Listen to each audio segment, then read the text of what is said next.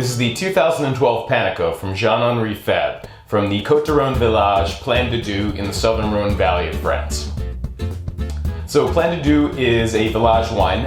It's a Côte de Rhone of special distinction, so they give it the village title. And Plan de Dieu has actually been on record making awesome wine since the 14th century, since the beginning of the 14th century. Now, like most southern Rhone reds, this is a Grenache dominant blend. What's kind of interesting here, and which I'm loving, is that 40% is made up by Mourvèdre. It's a blending component in southern red wines that gives a lot of structure, some aromatic floral notes, some earthy notes, and a dark fruit character that really balances nicely with Grenache's red fruit, spice, and sort of a silky texture. It's got really great acidity too, so with these fruits really popping out of this wine, giving it a lot of sort of springtime vibrance. It's a perfect lighter style red wine for, say, alfresco dining this spring.